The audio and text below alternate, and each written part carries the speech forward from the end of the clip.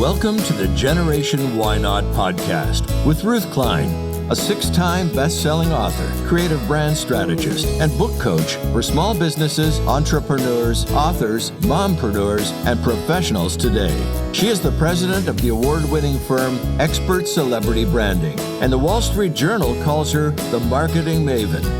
This podcast will be interviewing this generation, those who are doing things differently because of their perceptual shift of what success looks like, and who are driven by attitude, not age. They know anything is possible, and you'll hear how this generation feels the fear and keeps going anyway to achieve their goals and dreams, whether they be in business, sports, the arts, or lifestyle. Welcome to Generation Why Not. Your host, I'm Ruth Klein, and I'm so happy that you're here. Generation Why Not represents a growing generation that is driven by attitude rather than age to reach their dreams and goals in business and in life. This generation is basically doing things differently because of their perceptual shift of what success looks like. And what is so amazing is that we have an incredible guest today, and she is an Emmy-nominated TV host who has been on TV for more than 20 years. She has hosted incredible shows such as on a great stations, A&E, Hallmark, Bio, TLC, ABC, CBS, KTLA, KCBS, and Fox. And she's most noted as the star of the Emmy-nominated TV show Sell This House and Move This House on A&E. She is also the founder of Life Masters, a talk show podcast, and you can watch it on Apple TV and Roku, as well as EverTalk TV platform, where she interviews mentors and speakers, healers, and people with incredible stories of perseverance and determination. She's an inspiration as a speaker. She's an empowerment coach, and she travels around the country. Believe it or not, she still has time speaking on how to empower and engage your tribe. Please help me welcome Tanya Memme. Hi, Tanya. Hi. Wow. That's quite the introduction. Thank you. Oh, absolutely. Well, I have to tell you that when you have someone that has your kind of talent and your experience, it just goes on and on. So happy to have thank you.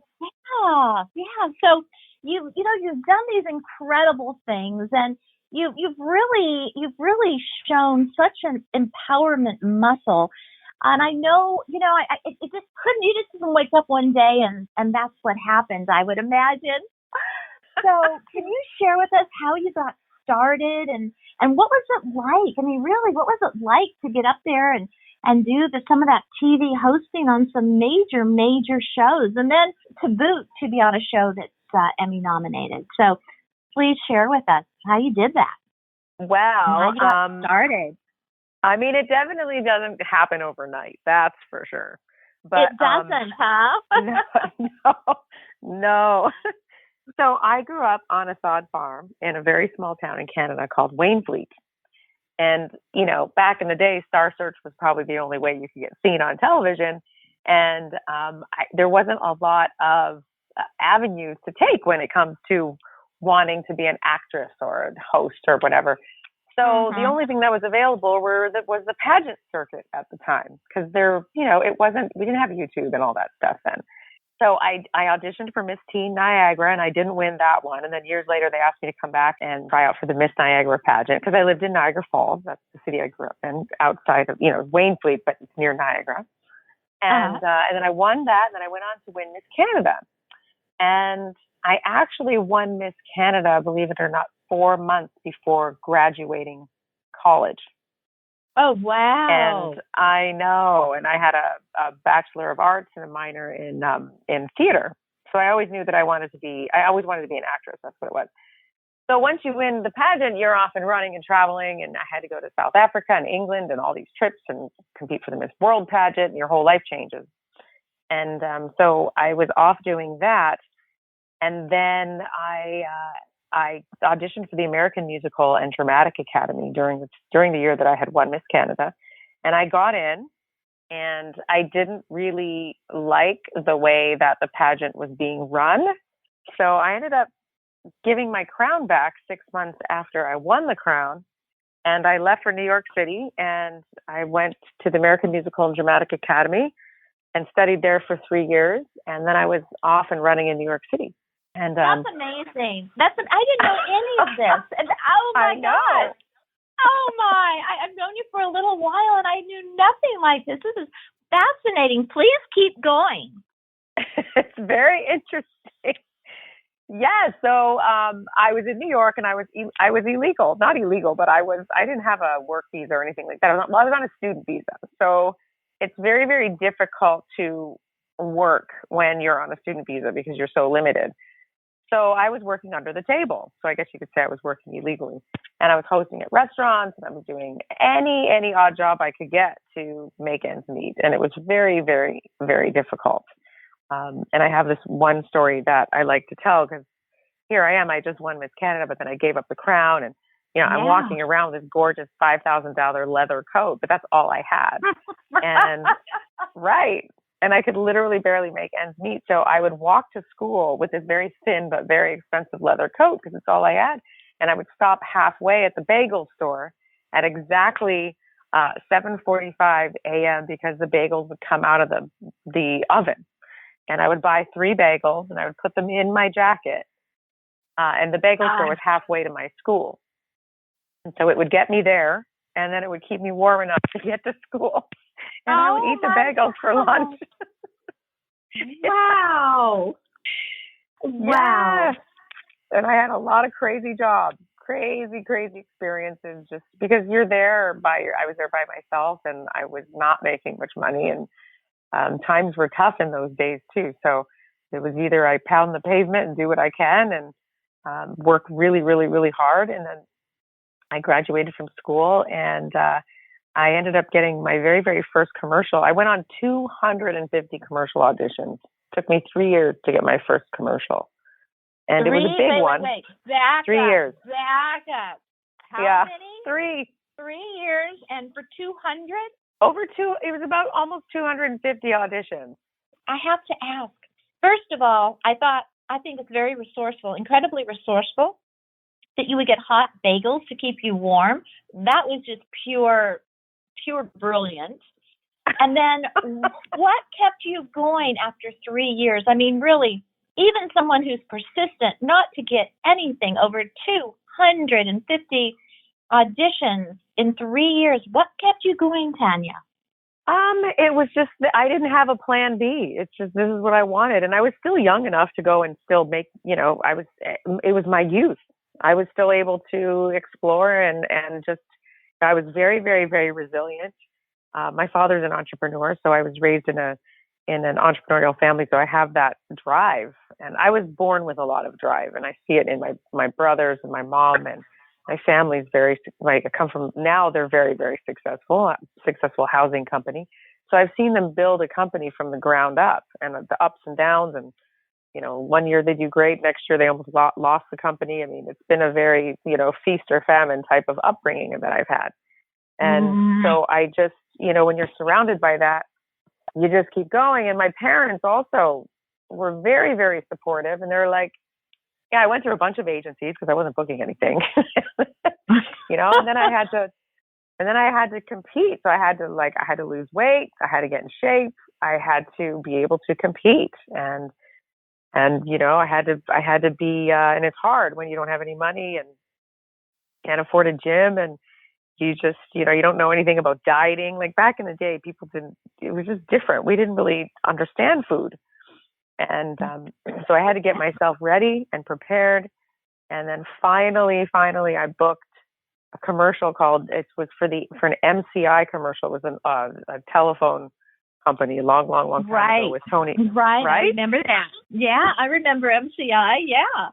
MCI. And it was with Tony Danza, and I played his daughter in a wedding. Wow. Yeah, that was really my first big thing. And then I got a tiny, tiny role on Saturday Night Live with Sylvester Stallone. It's on the internet somewhere, my little scene where I'm dancing with Sylvester Stallone.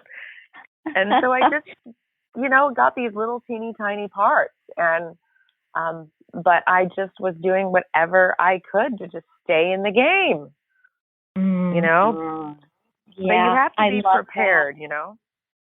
You have to make I sure love that you're, and sometimes you have to do things you don't want to do. Like I liked the way I looked and this and that, but everybody was telling me that, you needed to, what the comment was? They were like, you need a body that matches your face. Wow. That was the comment for me. Yeah. Wow. So, how did that make you feel? I mean, really, was that, did that motivate you or did it demotivate you? I didn't like it, that's for sure. I mean, it was very hard to hear that. I wouldn't say that things like that motivate me, but you either take it as, there's nicer ways to say something to somebody, but I was getting comments like that from a variety of different agents that I was about 25 pounds too heavy. And so you got to go do what you have to do to compete. Yeah. Because I wasn't getting chosen. Yeah. And what's so amazing, I was going to say what's so amazing, you just kept your eye on your dream. I mean, amazingly so. Oh, I did. It was, I can get into stories, but I really worked hard. And to be honest with you, Ruth, I would never want to repeat it. I get on stage sometimes with like, well, would you do it all over again if you could? And to be honest with you, I don't know if I would, because it was so hard. I'm just saying. It was so hard. I don't know if I'd do it again. What's one of the things that you remember that was so difficult for you at that time? Just the feeling of constant rejection. Like, especially when I remember when, and New York, you meet very interesting people. And I remember there was one day I had $70 in my bank account. I got a call from a girl, and she's like, hey, she said, a friend of mine is taking like 6 girls and they want you to join us to go to this like island where they pay you $40,000 a week and you kind of have to do whatever they want you to do. I'm not joking. Wow. Yeah. And of course I said no, because I've always held very, very high integrity. And, but there's things like that where you see other girls sort of taking a different road than you do, and they have nicer apartments and nicer things. But, I definitely would never even think twice about sacrificing my integrity. But it's hard when you're it's hard to always do the right thing. Yeah. You know how they say, the nice people don't always finish first, or and so that was the hardest part, was just the rejection and constant, other avenues, carrots being dangled constantly.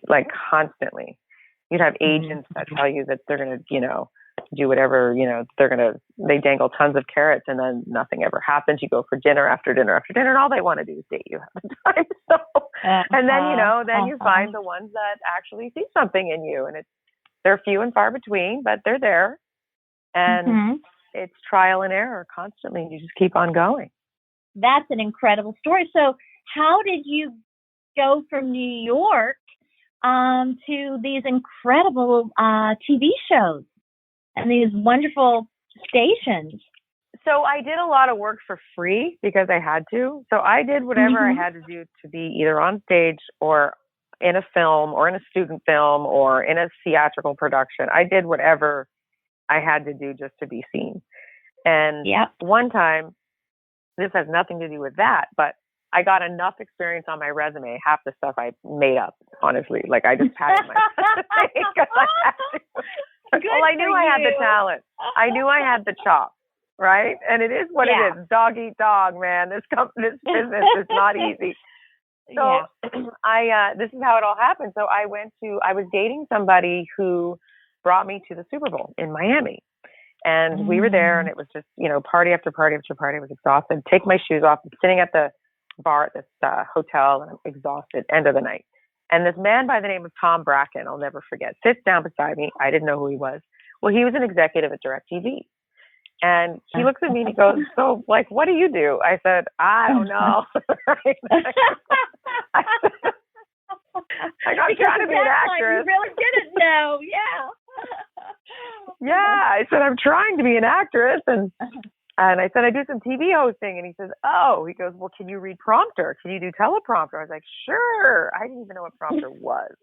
Of course I can read prompter. I'm great at it. Of course. Oh, boy. So he says, he goes, well, send me your stuff and I'll see what we can do. So I send him all my stuff because back in the day you would send in your, post to mail with your headshot and all that and your resume and send it in. And I didn't hear from them and I sent another one and didn't hear from them. But about 8 months later, I get a call from my agent. They're like, yeah, this guy, Tom Bracken, said he wanted to come in for an audition. And, okay. So I go in and I ended up booking this little 30-second spot for DirecTV. Now, this is when DirecTV had 15,000 subscribers. That's it. Mm-hmm. And so I did this 30-second spot, and they loved it. And then they called me back 6 months later to do another 30-second spot. And I remember they paid me $5,000 to do each spot, which you'd never get that now, ever. But back in the day, you used to get paid way more than you do now, right? Isn't that ironic? Yeah. Yeah. Oh, yeah. Mm-hmm. And so then the 6 months turned into every 3 months, and then the every 3 months turned into a month. So like about 2.5, 3 years later, here I am. I'm the spokesperson for DirecTV, and I did the customer news channel, and then I did channel, that was 201, and I did channel 501, where I would show people how to hook up the DirecTV system. So that gave me enough money every month. Yeah. So I was living in New York still. It gave me enough money every month to fly to LA, shoot DirecTV, and fly back and still not have to do tons of other work where I could just really, really focus on my career and work out and lose weight and eat right. And like it gave me enough. Right? Completely. Yes. Completely. You were living it up. Yeah. Well, I was still on a budget because I was flying back and forth. But it was enough where I could budget to get by. Yeah. And so I did that. And then I had an agent named Ken Lindner, and he's here in LA. And I came to LA to audition a little bit. And I ended up getting this audition for Sell This House. And they said it's like a reality talk show. And I was like, or a reality home design show. And I was like, what's that? Because we didn't know what that was. So I was totally late for the audition. It was horrible. I was like 2 hours late for the audition. I went to the wrong place. It was horrible. And I walked in and I was so in a bad mood. And it was the hardest audition I ever had. And I just wasn't in the mood to be there. And so it was at some random hotel in downtown LA, which I thought was weird, but it's unbelievable when you're auditioning, the weirdest places you end up. And, so I show up and they're like, okay, we want you to walk in the room and like comment on the space, this hotel room. And like, you have to introduce the owners, what they do, where you're at, what city you're at, introduce the show, and then just like walk around and talk about the room. That was my audition. Wow. Like, oh my God. Really? You just come from teleprompters where they wrote the script out. Yeah, that's true. But I also had done a lot of acting and a lot of training. Oh, thank goodness. Had trained all these. Yeah, like I had graduated from the American Musical Dramatic Academy, and I had taken improv classes at Second City for a little while. And goodness. So it's what I did. I loved it. I was always in class, always studying. And I was like, okay, but still, it's hard. Like, it's still hard for me sometimes just to wing it. But I was in such a bad mood, I didn't care. So I walk in the room and I took a breath. And I remember I had to walk down this little hallway and then you enter the room. And I said something like, hey, everyone, I'm Tanya Memme and welcome to Sell This House. And today we are in Wyoming, wherever, right? And I said, and here's Jim and here's Rhonda, and Jim is a turtle farmer and Rhonda is I made up like these weird jobs that they did. I called him a turtle farmer. Oh, and I called her a basket weaver. I literally called her a basket weaver. Wow. And and I said, so he loves turtles. His turtles walk in the house and out the house, little turtle tchotchkes, and she loves basket weaving. She even has baskets hanging from the ceiling with flowers coming out of them. We don't know why, but she does. Anyway, we're going to walk around the house and see what they have to say. And I just went for it. I made up the most ridiculous opening ever. And and then they tested me on my voiceovers, and I ended up getting the job. Isn't that amazing? Isn't that amazing? And, you know, here's the thing. You were prepared, and yet, do you think it was a good thing that you were in a bad mood and you didn't care because you weren't as nervous or attached to it? 100%. I wasn't even taking the audition seriously because I was like, what is this show? This is weird. Yeah. And you want to hear something interesting? Yeah. I wasn't even their first choice. Samantha Harris was their first choice. And I probably got two of my bigger shows where they chose Samantha Harris over me, but she was contracted up, so she couldn't take the job. And so that's interesting. A lot of my career, it was between me and Samantha Harris, including Dancing with the Stars. But I'll tell you, at the end of the day, I still believe you go where you are meant to be. Exactly. Yeah. Exactly. It was meant to be. It was meant to be that, you know, she had a different show, and it was meant to be that I was supposed to do that show. And it ended up becoming a 15-year job for me. Isn't that remarkable? Do you think you would have auditioned as well, Tanya, had you been, present and in a good mood and perhaps nervous? Yeah, probably not, because you get really in your head, especially when they throw so much information at you. Like they were like, you got to come around the corner, introduce the show, introduce where you're at, the job of the owners, their names, and then walk around the room and talk about the design of the room. So that is how it went. Yeah. And I was like, okay. You know, and also it's amazing that you intuitively knew, it seems, as such a young woman, that you had been crowned Miss Canada, and you knew that you needed to be in that theatrical school. And wow, boy, did that come in handy. Yeah, it's true. I was never really a pageant girl, to be honest with you. It wasn't. I wasn't in the pageants because that's what I wanted to do for a living. I just wanted exposure. Yeah. So, and I wanted to be able to come to the United States too. And I knew that I had to win a national title. So I didn't think I was going to win Miss Canada. Oh my goodness! To me, it was like, okay, I'll try this. I did not think I was going to win. I love that. So, would you call yourself a risk taker? Yes, I'm definitely a risk taker. Sometimes good, sometimes bad, but definitely I'm a risk taker.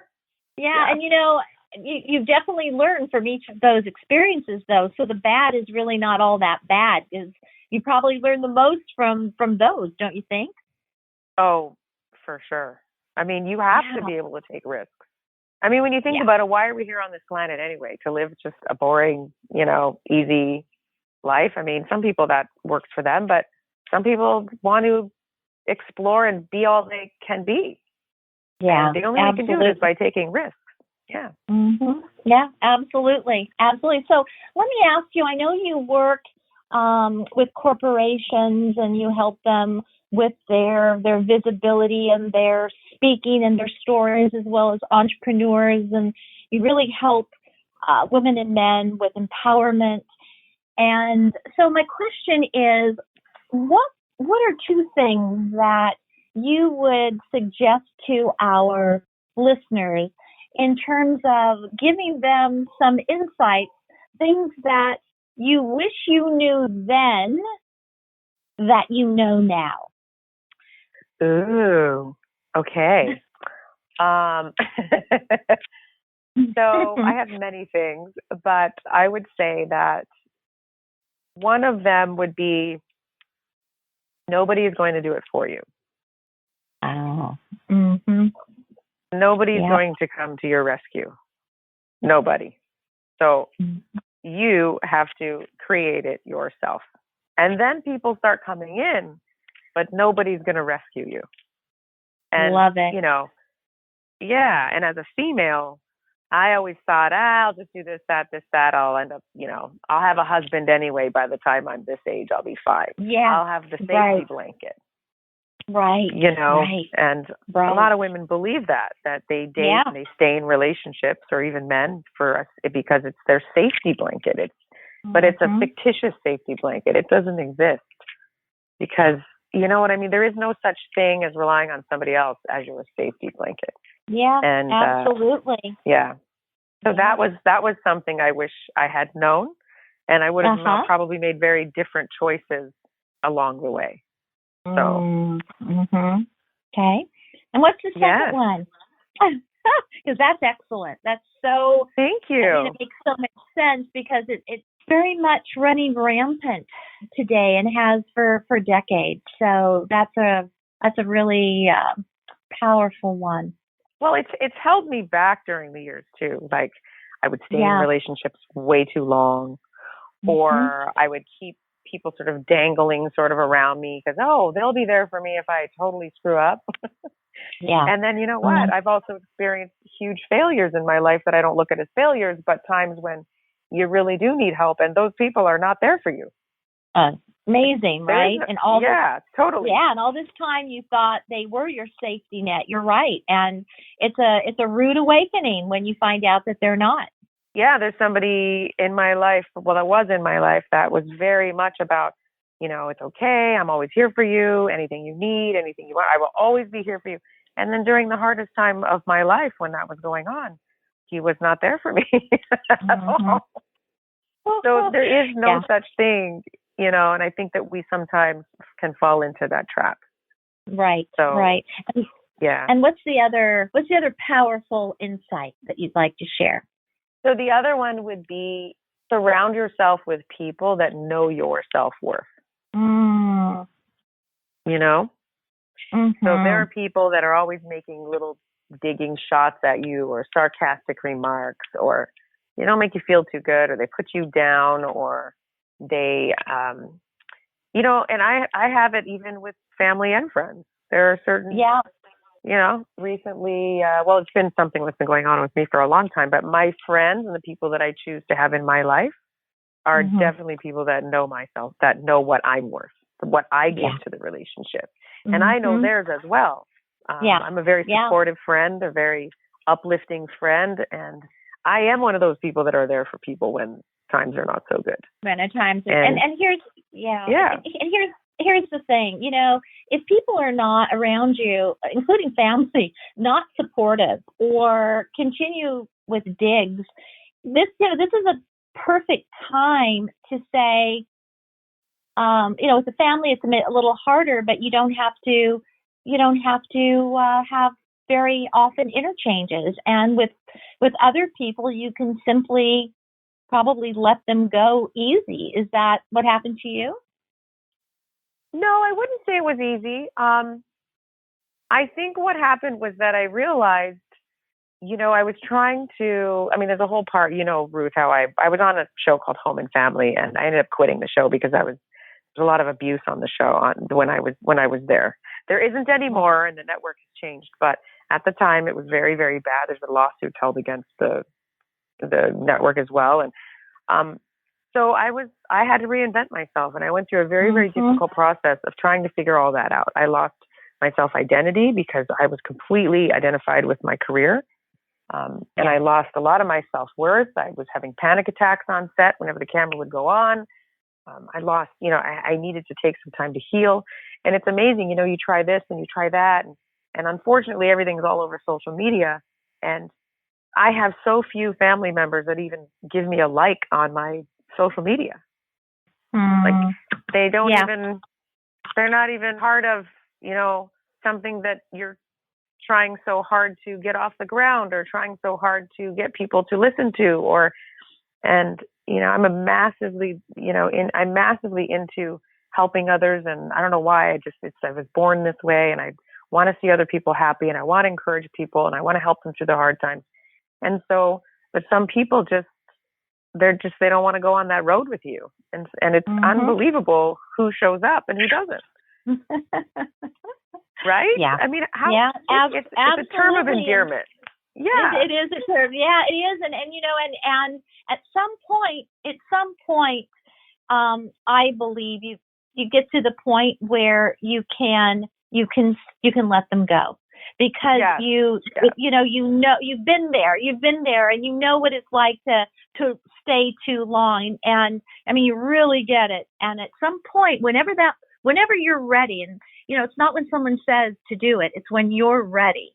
And when you're ready, you're ready. And when that happens, right, it's like, no, not going to do this anymore. So it sounds like that's what you did. Yeah, pretty much. There's nothing held against anybody or anything. Right, I just don't put my love and my heart into the relationship anymore. Exactly. It's just kind of, there's nothing critical going on there. It's just simply, it is what it is. Yeah, and it doesn't feed you. It doesn't feed you, and that's fine. But that's not something that you want to have around. Period. Exactly. So I'm very appreciative of people that do check out my social media and appreciate what I'm trying to do. And, if I go to Guatemala and I'm building a home for a family that doesn't have a home, like, it's nice when people appreciate even that. Yeah.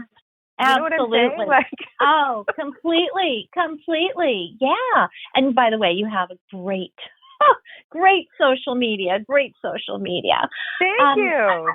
I love that. So I love all of this. Thank you so much for sharing so much of your heart and hard fought wins with us today. They really have made, I'm sure, certainly a difference in my perceptual shift. So many of these things I had no idea when you were first sharing, and they're powerful.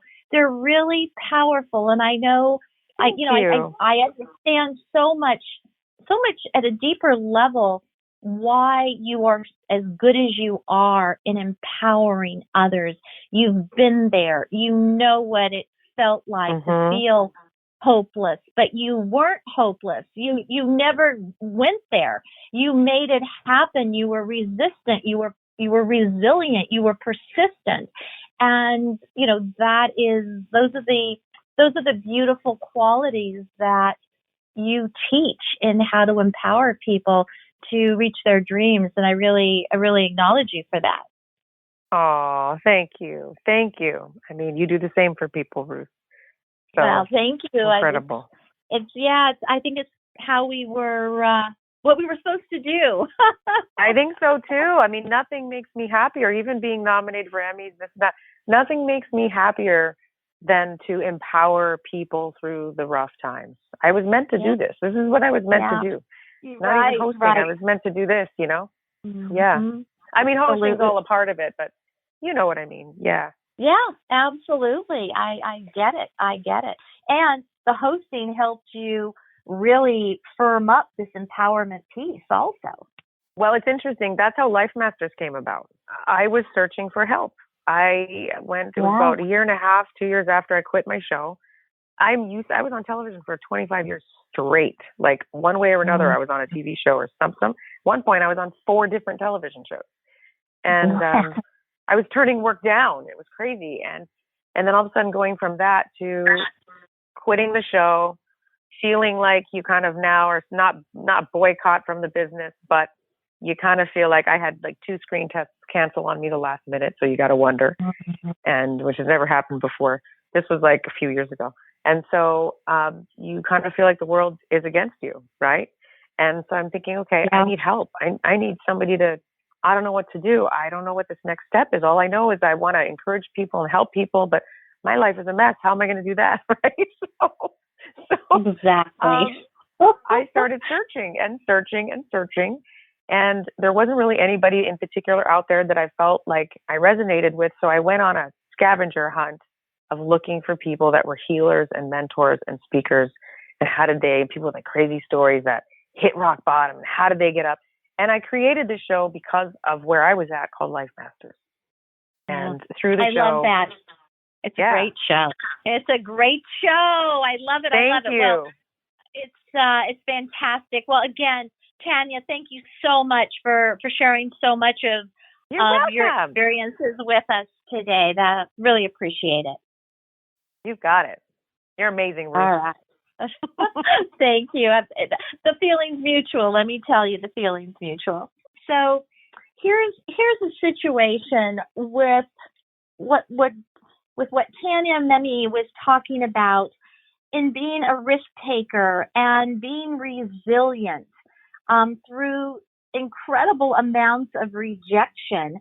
And it also goes to show what happens when you really listen to that intuitive small voice, when even though you might have wanted this incredible crown, as Tanya had done it for Miss Canada, and yet was able to give that up. I don't know how many young women would have been able to give that up, quite honestly, to be able to be that vulnerable and to be that really internally brave to do that. But to go for what she knew intuitively would get her to her dream. And even though she didn't know anything, it was unknown, she knew that one piece. And throughout this interview, you could hear Tanya going one step at a time into the unknown, and yet still moving in the direction of her dreams and being persistent.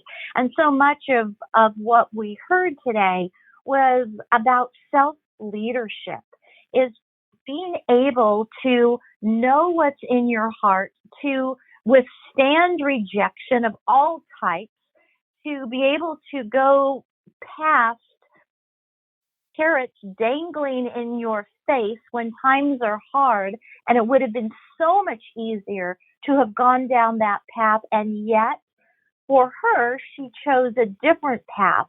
And that is what self-leadership is. That is what empowerment is. And so it is with such delight that we were able to hear from such a really powerful, instrumental woman today as Tanya Memme, in talking about the successes and the feedbacks. I'm not going to say failures, because I believe failures are only feedback that she experienced for decades, actually for decades. So thank you so much. I so appreciate you taking the time to listen to Generation Why Not. I'm Ruth Klein, and I'll see you next time. Thank you for joining Generation Why Not. We look forward to receiving any questions you may have, as Ruth will be answering them on this podcast. Follow Ruth.Klein on Instagram or email rklein@ruthklein.com.